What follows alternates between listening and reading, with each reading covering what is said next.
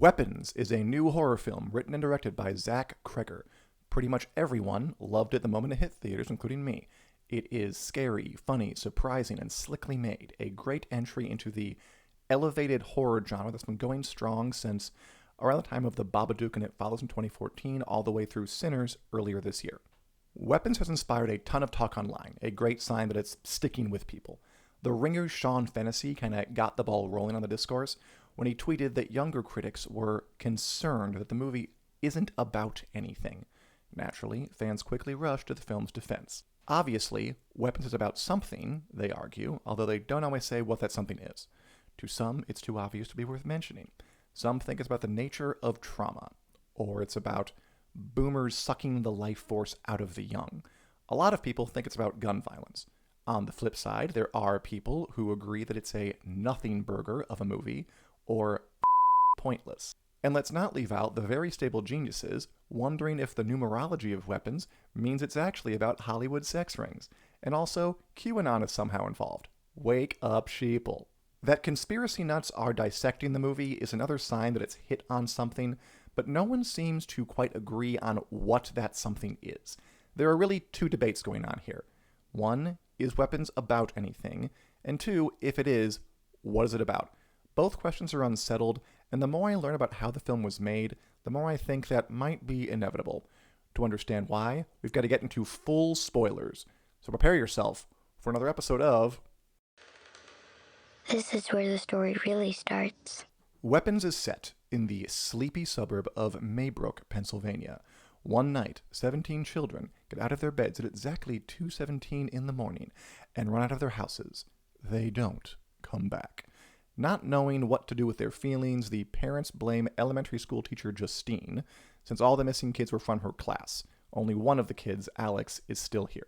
The movie is told from the perspectives of 6 different characters, starting with Justine and ending with Alex.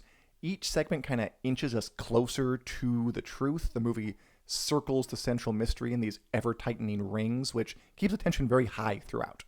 Some critics think that the early sections of the movie are the best, and that the closer we get to answers, the less interesting the film becomes.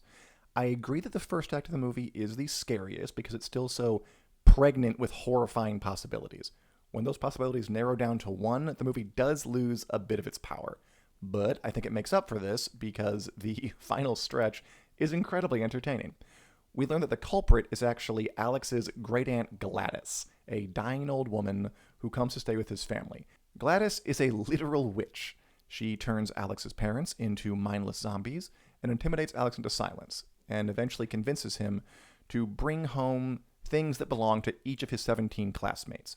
She uses those tokens to summon the kids into the basement, where she feeds off their energy to get well. Justine eventually teams up with Archer, the surliest of the bereft parents, and goes to Alex's house. There's a struggle, and Alex uses Gladys' magic against her when he turns his classmates into Gladys-seeking missiles who chase her through town in broad daylight before tearing her limb from limb. I'm laughing because it is definitely a combination of scary and funny. It's an exhilarating way to end what was a very grim story. You could even say that Weapons has kind of a happy ending if you grade on a very severe curve. So that's what happens in Weapons. Now we consider I have to know! I have to know! To be fair, I didn't actually see many people saying that Weapons wasn't about anything until after Fennessy's tweet, which has me wondering if his complaint about complainers is what started the complaining. It's the internet, that kind of thing happens. But I think the complaints are worth taking seriously because there does seem to be real ambivalence about the movie and what it means. So when people say that Weapons isn't about anything, obviously they're not saying that there isn't any story. There's lots of plot to go around in Weapons.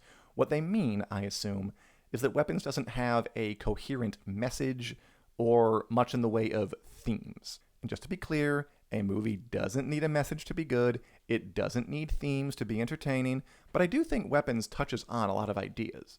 I just don't think it does a whole lot with them.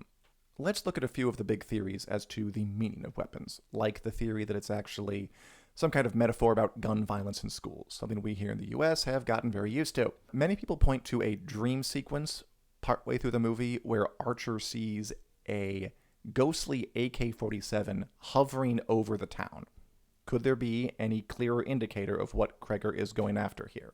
Is the disappearance of these 17 kids a metaphor for the children gunned down in Newtown and Uvalde and places like that?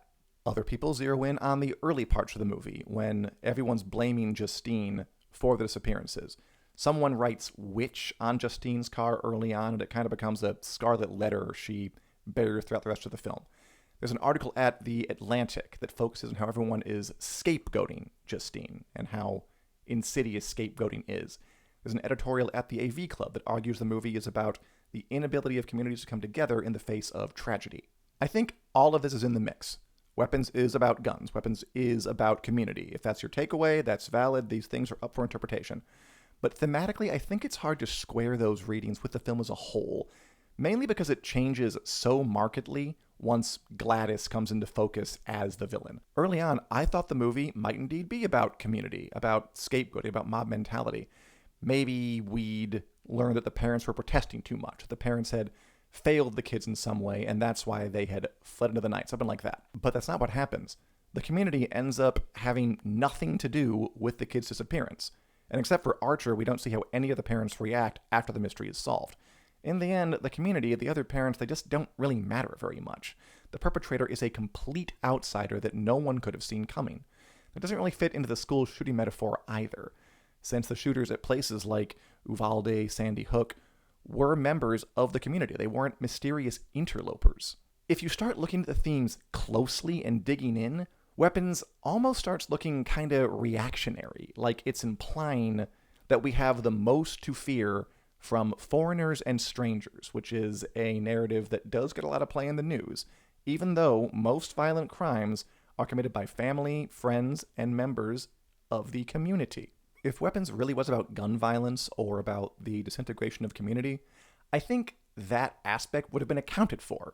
Instead, it's not, which kind of creates a weird contradiction that makes those readings hard to swallow. In a way, it feels like Weapons is actually two movies. There's one movie before Gladys Comes, and there's one movie after Gladys Comes. And at least thematically, I don't think the two halves fit really neatly together.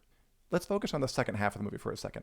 What about the theory that Gladys represents an older generation sucking the life out of the younger, which is a narrative that we do also see in the news fairly frequently. But I don't really buy this either, because if that was what the movie was trying to say, I feel like they would try and make Gladys actually seem like a member of an older generation, not a bizarre outsider who looks like Joker's grandmother. You know, if you want to code her as a boomer, dress her in sensible separates, not garish clown drag. Gladys is so different, so odd, so other, that it's hard for me to read her as anything other than a monster. If she's part of any tradition, it's the Hollywood legacy of scary old hags, which runs from Snow White through Whatever Happened to Baby Jane all the way through The Substance. Gladys also feels like a fairy tale ghoul, a combination of the Pied Piper and the witch from Hansel and Gretel. You know, she lures kids to her hut and then she eats them. And I think all of this works great for the story. There is a reason Gladys has become an icon in short order, and I expect lots of Halloween costumes for Gladys this year. But I think it's a stretch to link her to any kind of coherent message or theme. It's all too jumbled. I don't disagree with people who say that Weapons is about trauma, but I think that's too general and obvious. You could say that about a lot of movies. I'm trying to see if Weapons is about anything specific. To see what I mean, let's compare the movie to 2017's Get Out, written and directed by Jordan Peele. Probably the most influential of the elevated horror movies from the past decade. So Peele has said that with Get Out, he was commenting on the post-racial lie of the Obama era, when people thought that even bringing up racism was tantamount to endorsing it, which just ended up letting it fester. The white liberal family in Get Out is woke. I would have voted for Obama for a third term if I could. Best president in my lifetime, hands down. The family admires and envies black cultural cachet, but they treat black people, like our hero Chris, as completely disposable. That's where all the horror in Get Out comes from. The movie has its sights trained on a very particular social issue. Weapons is way less targeted. I don't think it really has targets at all. It feels more like a general expression of ambient societal anxiety. You know, it preys on primal fears, like children going missing is scary in any context. It's why a horror movie like It puts children at its center. Children are vulnerable, and watching them be in danger is scary. It's tense. It's exciting. That all works in Weapons, especially after Alex kind of takes center stage in the final stretch, but it's not really a theme. It's just a good way to scare people. So I do think that Weapons has themes, but I think the closer you look at them, the more mushy they start to get. And once you hear about where Zach Cregger got his ideas for the movie, that all makes a lot of sense. I love to eat cheese. And I continue to eat cheese. Zach Cregger has talked about where he got his ideas for Weapons, and most of it is stuff I never would have guessed. For instance, he told The Hollywood Reporter, "My best friend died in an accident that was really hard to understand. Writing was just like an emotional reaction to that. I was writing from a place of catharsis, not to write a movie, not to write my next project, but to write because I needed to get this venom out. I started typing. I had no idea what the story was going to be. I literally went line by line." Cregger doesn't name his late friend, but it's almost definitely Trevor Moore. The two of them were on the comedy troupe The Whitest Kids You Know for years together, and Weapons came out almost exactly 4 years after Moore's death. Anyway, if you look at that quote, it doesn't sound like Cregger had anything particular on his mind when writing Weapons. He wasn't thinking about themes, he wasn't thinking about targets, messages. He was acting on pure creative instinct, engaging in a cathartic exercise, getting the venom out. Cregger approached the whole movie that way. Take the strange image of the gun hovering above the house, which a lot of people see as the key to understanding what it means. Cregger does not see it that way. As he told The Playlist, "That's just what came to me, and I didn't think twice. I was just like, okay, go ahead." That's the thing. I think most people come to me like, "Why'd you do that?" And I don't know. I like thinking, what's the scariest thing I could put above this house? For the final act of the movie, where Alex is trapped in his house in the situation with Gladys and his catatonic parents, Cregger drew on his actual childhood experience of living with an alcoholic parent. And then something that really surprised me was the inspiration behind the way everybody runs once Gladys takes control of them with their arms kind of awkwardly at their sides. People online compared that to the Naruto run, but according to Cregger, subconsciously what he was drawing on was a very famous photograph from the Vietnam War called The Horror of War. It shows a 9-year-old girl crying on the street with her arms at her sides like they are in Weapons after her clothes have been burned off by napalm. It is a horrifying photograph. I'm not going to put it here, but learning that that was the inspiration, even a subconscious inspiration, added a new layer of creepy to the movie. So Cregger drew from all these sources without really thinking about what it meant or whether or how it fit together. He was just acting on instinct. He said that he wasn't trying to comment or even tap into collective societal tragedies. I was purely writing from a personal place. I wasn't thinking, "Oh, America," at all. In his words, "I turn my brain off, become an antenna for something out there that you get from going in here." I don't know why kids are scary. Kids are scary. I don't have any. They freak me out. Zach Cregger is not the only filmmaker who works like this. Cregger has said that he lifted his writing process from David Lynch, the brilliant madman behind movies and TV shows like Blue Velvet, Twin Peaks, and Mulholland Drive, classics all. Cregger, back there, compared getting ideas to becoming an antenna. Lynch likens it to fishing. And also seeds and electricity. Mine just kind of goes places. We don't really create an idea. We just catch them, like fish. So you get an idea, and it is like a seed.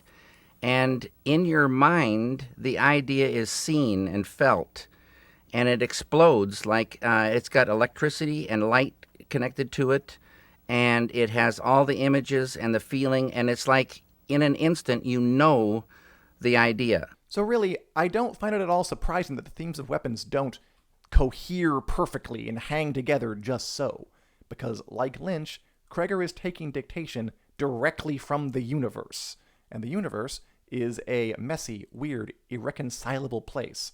So I think it follows that Weapons, at least thematically, is kind of a messy, weird, irreconcilable movie. Doesn't mean it's bad, just thematically a little bit jumbled. I think this kind of approach works great in a lot of David Lynch's work. Even though his movies can be borderline impenetrable, I think Lynch is so uncompromising in his approach and is so uninterested in explaining what it means to people that his movies kind of rise above questions of what does it mean? You just kind of go along with it. You don't resist. And by the end, you know something important happened, even if you don't know what or why. The mystery, the impenetrability, is part of the point. But Zach Cregger is no David Lynch, at least not yet. I don't think Weapons quite escapes the gravitational pull of questions like, what does it mean? Because the movie does explain itself just enough that we wonder why it doesn't explain the rest of itself. And I'll admit, my favorite parts of the movie are the eerie, mysterious bits more toward the beginning. Like absent context, absent foreknowledge, the image of the kids running through the night with their arms bent at their sides going who knows where, that gets at something deep and strange and scary. It kind of makes the hairs on the back of my neck stand up, and I don't know why. And that's the kind of horror that I like the most. I kind of wish Cregger had just followed those open myself up to the universe instincts the entire movie through rather than solving most of the mystery. I kind of wonder where it would have ended up. But of course, I also understand why Cregger would want a proper ending. You know, I can't really argue with the scene toward the end where a bunch of school children jump through plate glass doors and then literally tear Gladys's jaw off her face. I was very, very entertained. And anyway, I don't know how many Lynchian diversions modern audiences would tolerate, especially now when movie theaters are not the draw they once were. You gotta put butts in seats, and I get that a coherent story is a safer bet than some kind of nonsensical Lynchian odyssey, as much as I love nonsensical Lynchian odysseys. At the same time, I love the idea that there are writers like Cregger out there who are taking advice directly from the muses and turning that into hit movies. If you'll permit me a late video tangent, we're living in the age of generative AI, where chatbots and image generators synthesize human output and then repackage it in ways that can be harder to distinguish from handcrafted creations. There is stuff the robots can do that used to be reserved for humans, but I feel like it'll be a while before a chatbot can do what Cregger and Lynch tried to do. You know, to like get in touch with the creative forces that course underneath existence and draw art from that. And I find that kind of comforting. So to wrap up, I do not fully know what Weapons means, but I know that it made me feel something while I watched it, and that is significant. That means something. I'm not sure what, but that's okay.